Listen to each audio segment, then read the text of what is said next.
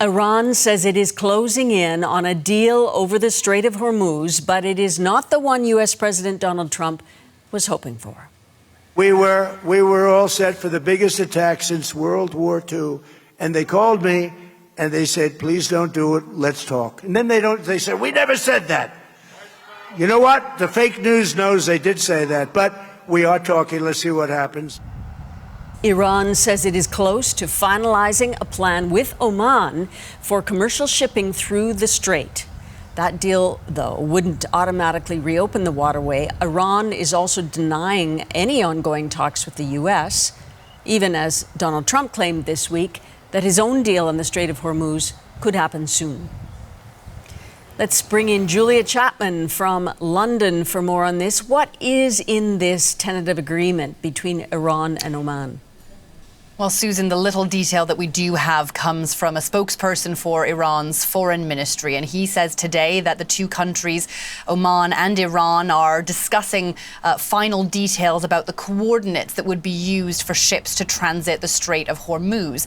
He doesn't specify what those are, but reports suggest that it would involve ships entering the Persian Gulf by transiting Iranian waterways using the Iranian route and leave the Persian Gulf by going on the southern route past the UAE and Oman, avoiding that middle bit of the Strait of Hormuz, which is heavily mined. The spokesperson doesn't make any mention of tolls, which is something Iran has been demanding. It's been a red line in negotiations with the US. Oman is reportedly trying to find some middle ground on that front.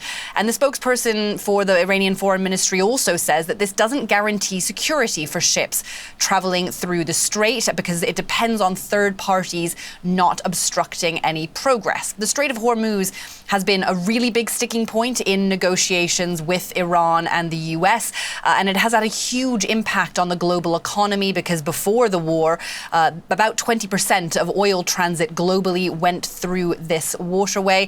Today, we have seen oil prices fall slightly on the news that there could be a deal imminently, Susan. But gosh, Julia, as you described, there are so many conditions on even a tentative deal between these two countries. And of course, it's unclear whether the U.S. is part of the discussions on that strait reopening. So lots to dig into in the coming hours and days. And also we're hearing reports that the U.S. is running low on munitions after months of its war with Iran. How is the White House responding to that?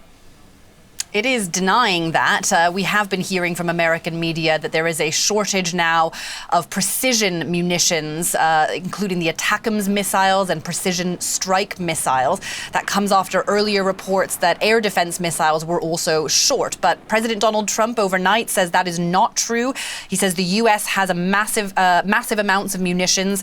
Large amounts are being manufactured. And he goes on to threaten anybody who is leaking information suggesting there is a shortage to the media, even threatening long jail sentences for that. But we have been hearing from Scott Clancy, the former director of operations for NORAD, and he says that the shortage of munitions was a problem even before the war in Iran. Take a listen.